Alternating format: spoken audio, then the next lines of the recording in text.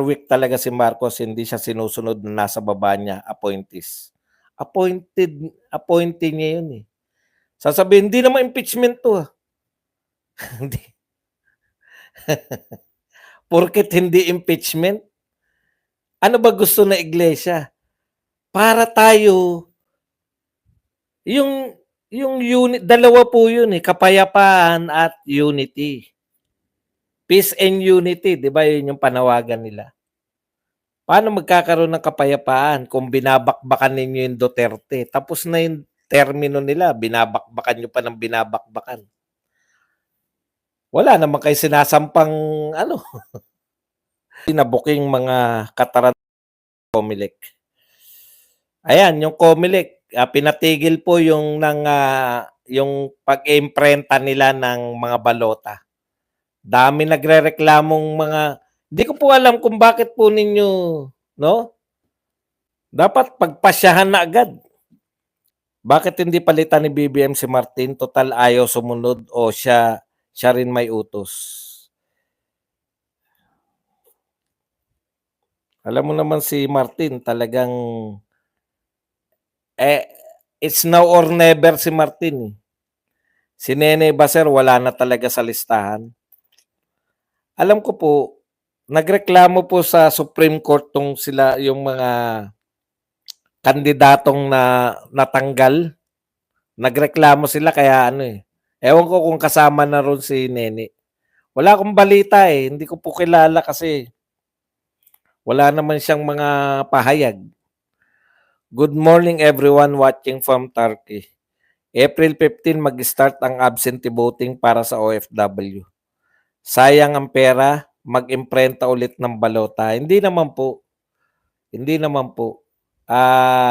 May ano naman po yan. Talagang kaya hindi pa todo-todo. Hindi naman pa naka-imprenta lahat ng balota eh. Your game is a scam. I don't get it. Why it will be a big waste if they will just reprint ballots in First District Leyte. Hindi lang po sa Leyte, marami po. Actually, pinatigil po muna kasi magpapasya nga yung Supreme Court. No? TRO lang po. Pinatigil lang po. Pag napagpasyahan po ng Supreme Court na yung mga dinisqualify ng Comelec ay totoong disqualify, wala na pong babaguhin sa piniprint na balota. Magta-timing ka ng people power after 3 years. Tiba-tiba mga kasi pag ngayon po nag-impeachment, halimbawa tinuloy nila impeachment, ibig mo sabihin, hayaan mo muna ma-impeach bago ka mag-people power after 3 years? Ganun ba? Hindi ko makuha eh. Ang tingin ko po, lalabas po ang mamamayan pag tinuloy nila impeachment eh. Sir Baz, kung di sila nagising sa peace rally na INC, baka gusto nila yung rally papunta sa Malacanang. Alam nyo po kung yung rally na yan, ganyan kalaki, papunta na durug-durug yun. Kahit po sa EDSA, kayang punuin po yan yung EDSA. Napakalaki po nung rally na yun. Sir Baz, kundi yan, sana all masarap tumawa. Hindi mag-resign, Martin. Sila na ang makapangyarihan sa ating bansa. Hindi naman po natin pinapanalangin mag-resign si Martin. Wala pong nagsasabi na mag-resign si Martin. Ano naman kung mag-resign yun? Wala namang mababago. Tunog na ako sa balita sa radio. Nagsurvey ang Okta na lang baba daw ang rating ni Ma'am VP Inday Sara Duterte. Alam mo yung Okta Arts dancers po yan dati. Nag-research. Wala pa po napapatuna. Diyan na po masisira yung Okta. Saan ka nakakita ng survey na mas mataas si Martin Romualdez kaysa kay BP Sara? Okta Arts lang po. Okta Arts dancers lang po. Alam na alam nyo eh. Kulelat po si BP Sara. Saan ka nakakita ng survey? Kulelat? Hindi po, yan, wala na po maniniwala niyan after po nito. No? Yang Okta Arts dancers, nung una, tinitignan lang natin, sige, pabor-pabor. Alam niyo pakagat nila, eh, 'no? Leading si VP Sara hanggang 'pag nga may mga usapin na ngayon, ginawa nilang kulelat si VP Sara. Tignan niyo po sa ibang survey, nangunguna po si VP Sara. Pero pagdating sa Octa-Arts, kulelat, kalokohan. Yan po ang pinakamalaking kalokohan na survey, yang Octa-Arts dancers na yan. Boss Bats, malaki pa tayong dumating si Kimbo na pinalit, visit, talaga parang wala ring tinanggal. Wala naman pong epekto yan eh. Ako po may gusto silang palabasin na hindi po nila napaunawa sa tao. Gusto yata nilang pasikatin si Sandro Marcos. Maayong buntag, Boss Buds, nadunog. Wala na talaga maasahan, halos lahat ng department ni Marcos corrupt. Gusto niya, Boss Buds, lubog ang Pinas bago tayo gagalaw. Magkano kaya binayad ni Tamba sa Okta sa survey? Alam niyo po yung mga hintay ng gagalaw. Sumama po kayo sa rally. wala po kasi kung naghihintay lang kayo, kailan ba ako? Wala na po mas lalaking rally diyan sa lahat po ng kasaysayan ng Pilipinas. Yan na po pinakamalaking rallying nakita ko. Pera biro. Pera yung mga translasyon. Eh, syempre, translasyon yun. Pera po yung mga translasyon, ha? Pero yung pagtitim, ang laki po niyan. Pinakamalaki na yan sa nakita ko. Kaya kung naghihintay kayo ng kailan kayo gagalaw, gumalaw na po kayo. Wala naman po problema. Sumama kayo sa rally. Ang problema kasi ganito. Sasama lang ako pag people power na. Ano yun? Hindi po yun na itatakda. Kita nyo po, palaki na ng palaki, di ba? Kantsaw sila ng kantsaw. Magkano kaya binabayad ni Tamba sa Okta sa survey? Wala, ayaw ko na pong pakialaman yan. Hindi naman sisikat yan. Alam nyo po, yung Okta Art survey na yan, marami na pong survey company before. Kasi nakasubaybay po ako sa bawat po magpe-presidential election, may mga survey company po yan. Alam nyo po kung ano lang nagtagal? Dalawa. Pulse Asia at SWS. Yung lahat po ng survey company na sumusulpot tuwing malapit yung eleksyon, tanggal na po lahat. Etong Octarts, isang eleksyon pa lang po pinagdaanan yan eh. Yung presidential election. Carry over ngayon. After po ngayon, kita nyo po, lahat po ng kandidato ni Marcos ang lalabas dyan sa Octarts na yan. Tandaan nyo po yan, siguro pasisingitin para hindi ganong halata isa sa mga Duterte. Pero lahat yan, alam nyo na yan eh. Kaya next na presidential election, wala na pong maniniwala yan, kusang mamamatay na yan. Ganun po yan. May pakinabang pa yan, may nagbabayad pa sa kanya. Pero hindi po ganyan yung mga nagtatagal. Yung SWS at Pulse Asia, kaya sila nagtatakal. Tignan nyo. Meron silang research sa kahirapan, kagutuman na malapit sa katotohanan. Yung SWS na 41%, malapit po sa katotohanan yun. Pwede po yun. Wala pa po sa kalahati yun eh. Ini-interpret lang kasi marami na may gusto. Anong marami? Ang kalahati, 50%.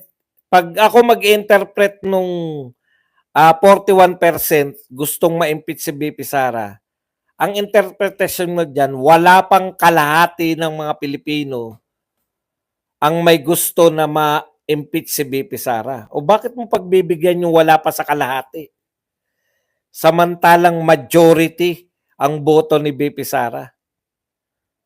Kung ang search mo, kung ang nagsasabi na majority yung gusto ma-impeach siya, yan, pwede natin. Pero wala pa sa kalahati yan. Tandaan ninyo, ang boto ni BP Sara mahigit sa kalahati ng mga mga voters. Wala na pong epekto yan dahil tapos na po pagbabudget eh. Papalitan na naman po lahat ng mga congressman eh. Kaya tapos na rin po ang pinakapapel po ng mga ganyan ng head ng ano, pag panahon lang po ng pagbabudget, nairaos na po ni actually wala na pong silbi rin yan si Kimbo ngayon kasi magkakasilbi uli yan sa budget deliberation. Kaso wala na pong budget deliberation dahil mag-election na sa May eh. So magiging bago na uli yung pamunuan ng Congress. Si Kumbuhaya aka Rolex ang pinalit kay Ko. Kapag tinuloy nila impeachment kay Sara, people power na. Dong nag-press ko ng COMELEC, di ko na naabutan. Ano ang update kay Martin Nene Bacali sa Tacloban? Ano sabi ni Atty. Garcia? Yung huling sinabi ni Atty. Garcia, hindi raw botante. Hindi na nagsasalita si Nene. Dapat gumamit ng ng mga vlogger. Nene Bacali. Pwede po yan. Marami pong ng mga vlogger. I-picture po kayo. Okay lang na Boss Buds na bumaba si Ma'am BP Inday, Sara Duterte. Alam ng taong bayan na mas malakas pa si Ma'am BP Inday, Sara. Bakit bababa? Bakit ikaw magpapasya Reno Vlog TV? Binoto namin yan. Bakit mo pabababain? Okay lang sa'yo pero sa amin hindi. 32 million kami. Kung ikaw nag-iisa kang okay sa'yo, hindi okay sa amin yan. Binoto namin yan para maging Vice President. Alam mo ba meaning ng Vice President? Anytime na may mangyari sa Presidente, siya magiging Pangulo. Bakit okay lang na bumaba? Hindi dapat bumaba sa pwesto si BP Sara. Bakit mo pabababain? Binoto namin yan. Kung hindi mo siya binoto, wala pong bumoto kay BP Sara na okay sa kanilang bumaba siya. Hindi po siya dapat bumaba sa pwesto. Bakit? Dahil nanawagan yung mga loyalista, bababa na siya. Kalokohan yan. Yan ang hindi ko kayang tanggapin. Sir Bads, alam na po nating lahat kung bakit itutuloy ni Tambi ang mga investigasyon nila. Kasi hindi tinapos ni PRRD ang bilbil. Sir, ang ibig po sabihin ng comment na binasa mo, pag wala pang 3 years si BBM at mag-people power at makaupo si BP Sara, hindi po siya makatakbo sa 2028 for president. Sino po may sabi? Sino po may sabi nun? Tumakbo siya vice president. Ang trabaho po ng vice president, papalit pag nawala yung presidente. Hindi naman po siya tumakbo ng presidente. Pwede po yun.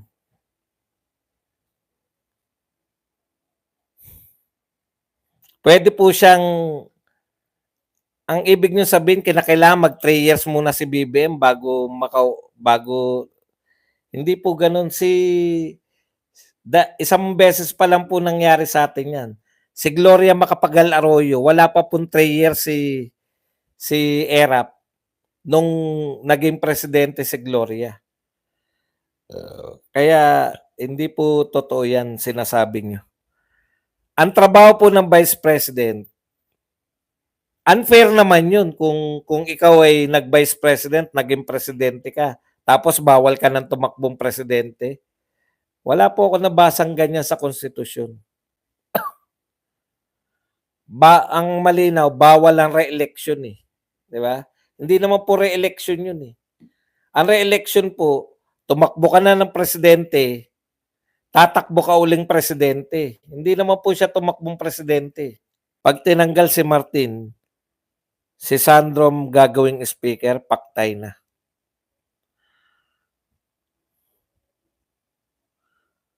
What kind of BBM administration is this? That is the kind of administration BBM knows. Nag-English din ako. Naalala ko Makakaliwa, Akbayan, tabingi pareha sila nung Octa Arts Kuno Survey. Boss Buds, idol mo ba si Castro? Tanong. Sinong Castro? Fidel Castro? Si Franz Castro? Alam mo, Danilo Tumulak, hindi ko maintindihan kung ano yung gusto mo. Alam ko si Franz Castro yan, di ba? No? Duterte kami. Paano kung magiging idol yan? Pero sinagot na rin kita. Walang credibility yan, Octa Arts Kuno Survey. Correct? Tama din ang issue sa Mongolian barbecue about government. Government is of the people, for the people, and by the people. Sabi nila, government is of the people, for the people, and by the people. Oh, di ba? Mongolian barbecue. Sila Kuhol at si Mr. Shuli. Isama mo na ang Publicus Boss Buds, credible din. Alam nyo po, ang pagiging credible po ng mga survey company, through time, hindi po namamadali yan. No? Pag tumagal ka ng isang dekada, yan, may laban-laban ka na sa pagiging credible. Eh, bata pa rin yung Publicus Asia na yan. Kailan lang din nagsimula yan. Baka kay tambay ang Octo Arts kasi siya palaging nangunguna na. Octa Arts, sila yung mga octagons. Hindi ako naniniwala dyan sa Octa Survey, Boss Buds. Kasi nakita ko sa mga vlogger dyan sa Manila, kulelat si Tamba, kulelat si Ngagba sa survey. Correct.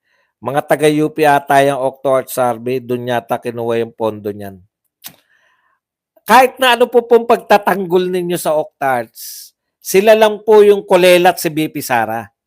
Lahat po ng survey, nangunguna si BP Sara. Di ba? Okay. Publicus Boss Buds, credible din kay Malutikia. Kahit pa po kanino yan, kinakailangan mo muna ng time. Tsaka ka matatawag na credible. Kasi nga po, mawawala pong kusa yan eh. Halimbawa, isang pinakadahilan kung bakit nawawala yung mga survey company. Pag yung survey company na bayaran, alam mong bayaran ng isang politiko at natalo yung politiko, wala na yan. Yun po ang dahilan kung bakit hindi po nagtatagal yung mga ibang ang endgame daw po ng rally ng INC is pagkakaisa at kapayapaan. Baliwala ang rally nila kung nagbabangayan pa rin both sides. Hindi, nakinig po ako eh. Inugat po nila kung saan nagmumula yung bangayan at kawalan ng kapayapaan. Ang ugat po nun kasi namumulitika po eh. Hindi po nila tinatantanan yung Duterte, kaya nga po ayaw nila sa impeachment laban kay BP Sara dahil lalong magwawatak-watak eh. Magkakaroon po ng kapayapaan at pagkakaisa kung magtatrabaho po sila. Tigilan muna yung politika. Yun po yung mensahe nun. Yan, mensahe po yan ng mga vlogger ng kabila eh. Makinig po kayo kay Marcoleta. Makinig po kayo sa mga nagsalita doon. Hindi po sa mga vlogger na kung sino.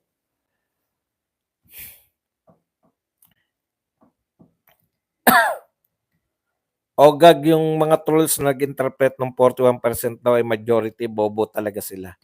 Hindi naman sa kanila yun. Trolls nga lang sila eh.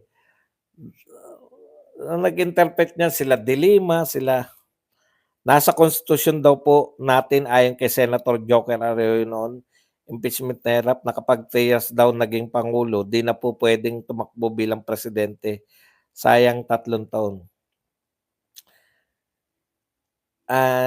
Hindi ko po alam sa inyo kung saan nyo po nakukuha yan. Ako po, ang alam ko po si Gloria Macapagal Arroyo ay mahigit pong 9 na taon na naglingkod. So 6 years yung nanalo siya. Mahigit po 3 years. Tignan nyo si Erap kung kailan po siya natanggal kailan po nanumpa si Gloria. Hindi po pwedeng ipagkaitan yung vice president ng pagtakbo. No? Hindi ko po alam na Kasi si Gloria po, eto kayo na nga po kasi nakaano lang ko. I-search niyo po kung kailan umupo si Gloria Macapagal Arroyo. Kailan siya nanumpa kapalit ni Erap para lang mapagbigyan natin kasi pinipilit nila baka sabihin naman niloloko ko sila. Kailan po nanumpa si Gloria Macapagal? Pakitulungan niyo na po ako kasi pagka nag-search po ako, mawawala po tayo. Gusto ko po kasi na kayo maliwanagan. Kasi kita nyo ano trabaho ng Vice President? Umupo pagka yung presidente ay natanggal. Ano pinagbabawal? Bawal tumakbo muli yung presidente. O ayan, 3 years, di ba? Yun nga po yun eh. 3 years. Tapos plus yung 6 years niya.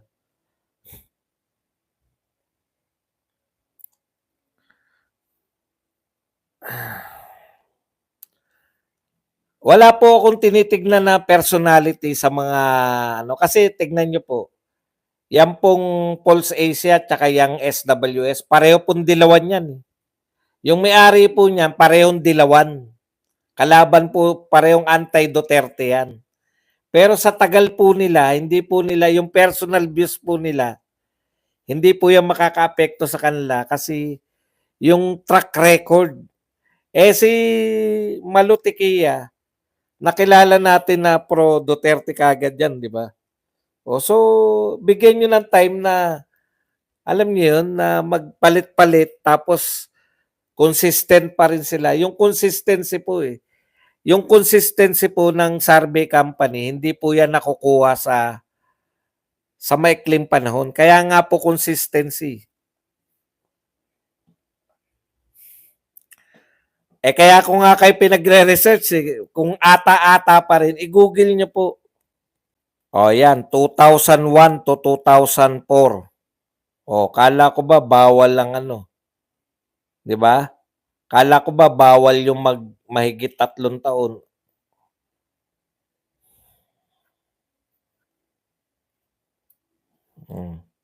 So po pwede po. Kaya takot ang Marcos admin mapatalsik sila. Alam nila makakatakbo pa din si BP Sara kahit maupo ngayon sakaling presidente.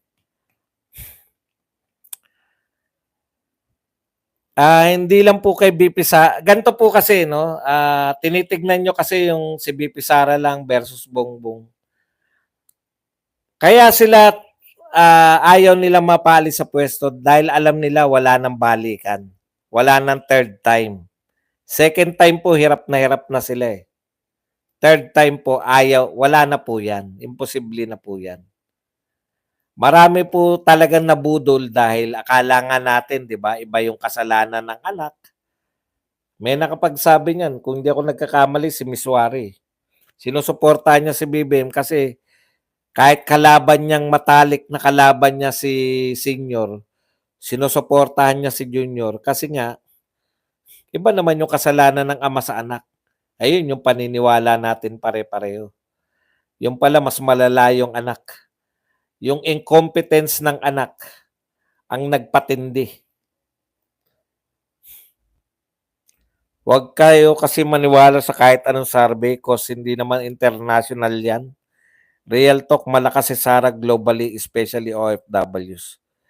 I don't know if old people remember, but Malutikia was once worked with the great Senator Rene Sagisag and of course with the Aquino. Kung napalitan si Sara, si Junior noong 2024, hindi ba siya makakatakbo sa susunod na eleksyon sa pagka-presidente? Ang tanong nyo, kung maupo nga, alimbawa, nag-resign si BBM ngayon, makakaupo si Sara, di ba? Ang tinatanong nyo ba, pwede bang tumakbo? Pwede. Bakit naman hindi? Inassume lang naman niya yung presidency. Inassume niya lang. Naging Pangulo si Gloria Boss nung una through succession, not election, kaya hindi siya re-elected. Correct. Di ba? Kaya mahaba yung termino niya kasi nga, inassume niya lang eh. Ganyan lang din yung mangyayari kay Sara Duterte. Hindi ko po alam yung sinasabi niyong role na may taon. Ako, hindi ako naniniwala na may gano'n na ano. Ibig niyo sabihin, isang taon. Halimbawa, isang taon namatay ang presidente. Yung vice president, hindi na siya pwedeng tumakbo. Inassume niya yung pagiging presidente.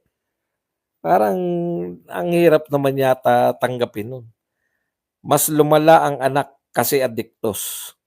Hello, Boss Buds. Charito Pitan.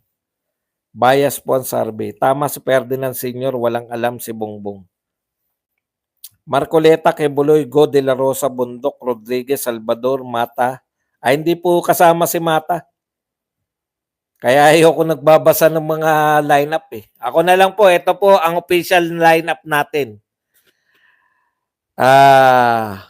Marcoleta, Quebuloy, Go, Bato, Hinlo, Lambino, Bundok, Rodriguez.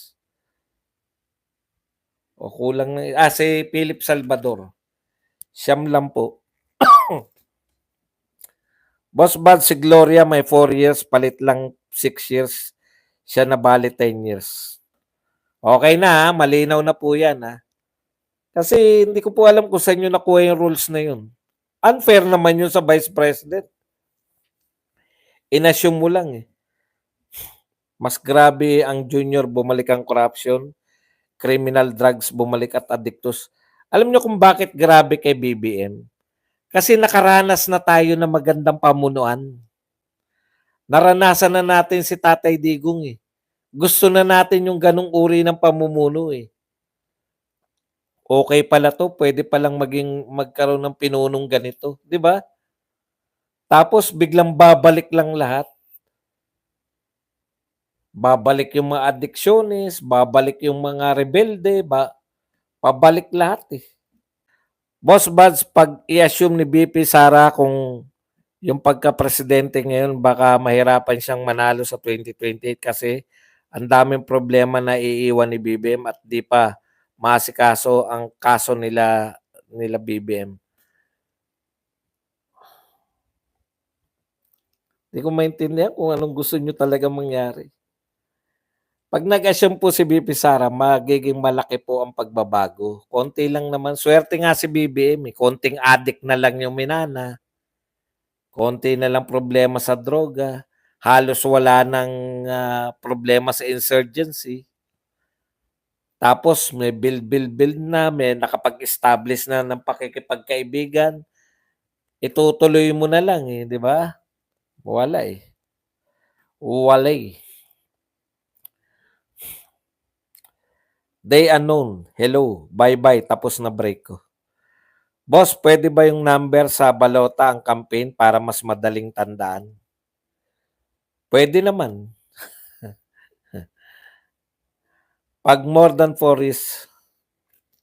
Sige po, search na lang po natin yan. Siguro, Sir Buds, kung ang sinundan ni BBM ay si Pinoy, parang normal lang ang nangyayari ngayon. Correct. Kasi dinanas natin yan eh. From Cory Aquino, naging Fidel Ramos tayo, normalidad lang. Fidel Ramos, sa una lang tayo na-excite pag eleksyon, alam niyo naman, uy, sino nalo? Uy, nanalo si Erap, okay to. Erap para sa mahirap. Tapos pagkalipas ng ilang panahon, wala na. Back to... Si Duterte kasi for 6 years, nakakita ka ng pag-asa eh. Pwede pala mawala yung laglag bala, pwede palang mapataas yung sweldo ng mga baka kami na susunod. Yung mga pulis na doble, baka kami naman ang susunod. Pwede palang malinis yung patay na Manila Bay. Pwede palang malinis yung Ilog Pasig. Alam mo yun? Alam niyo yung pinaka-importante sa lahat ng tao, yung yung may pag-asa ka pa nakikita. Kahit na hirap ka pa rin ngayon, pero nakikita mo na parang may pag-asa ka. Yun yung importante. Di ba? Marami po sa inyo, OFW o kayong mga nagtatrabaho, hirap na hirap kayo sa trabaho, pero kung alam ninyo na yung pinagtatrabaho nyo ay para sa kinabukasan ng anak nyo, putya, magtutuition na yung anak ko. Second year college na, kinakailangan. Sumasabay kasi, tumataas tumataas yung mga pinagkakagastusan nyo habang papalapit yung anak nyo sa tagumpay, papalaki ng papalaki yung ginagastos. Pagtiyatiyagaan nyo yan kasi may pinaglalaanan kayo, hindi na yung para sa inyo. Di ba? Para sa anak ko to, magandang kinabukasan. Para hindi niya danasin yung hirap na dinanas ko. Yun po yun eh. Tatanungin nila, mayaman ba tayo nung panahon ni Duterte? Hindi. Pero papunta na tayo dun. Alam mo papunta tayo dun. Kasi nakakadaan ka sa Skyway po, klase na to na wala na yung traffic. Nakita mo yung dating basurahan, taihan ng mga dilawan. Ngayon, pasyalan na, Dolomite. Wow, okay to. Yung nakakakita ka ng mga pagbabago, may walang tulay, nagkaroon ng tulay. Importante po yun eh. Kasi yun yung nagbibigay sa'yo. Halimbawa po, kayo nagtatrabaho kayo sa ibang bansa. Kayod kayo ng kayod. Nabalitaan nyo yung asawa nyo sumama na sa ibang lalaki. O kung babae kayo, yung asawa nyo ng babae na. Binahay sa sarili mong bahay. Ipinagpatayo mo na magandang bahay. Yung asawa mo, ibinahay na dun yung chiching niya. Ikaw ang bumubuhay pala, ngayon mo lang natuklasan, yung mga anak mo na akala mo nag-aaral, adik na pala. Pag nabalitaan mo yung mga yan, gaganahan ka pa ba magtrabaho? Yan yung sinasabi natin eh. Ganyan yung pakiramdam ng mga Pilipino ngayon. Kawalan ng direksyon dito sa lintik na gobyerno na to. Yung kay Duterte, hirap pa rin tayo, pero kahit lang nakikita mo, putulad na rin kami. Magpapasok na rito, maganda na. Natutugunan na, wala nang magnanakaw sa gobyerno, amin na yung kalsada, amin na yung mga kanto. Yun lang po eh.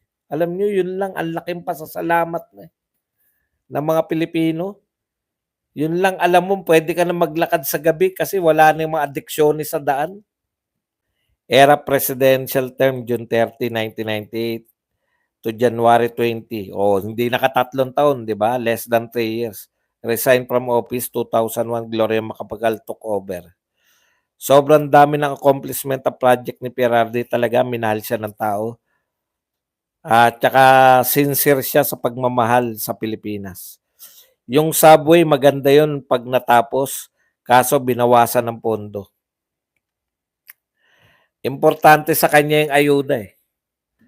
Nakapindot na Boss Bad, shoutout na lang kay Antay Banji at Tatay Candido. Nanonood habang kumakain, Boss Bads. Mabuhay kayo dyan, Banji at Candido. Nakikita kasi ng taong bayan, hirap ni PRRD, tuloy-tuloy lang sa trabaho, inspirasyon, sir. May anomalya talaga yung Comelec na yan. Sana ipagpatuloy ni Senator Marcoleta yung Garcia na yan.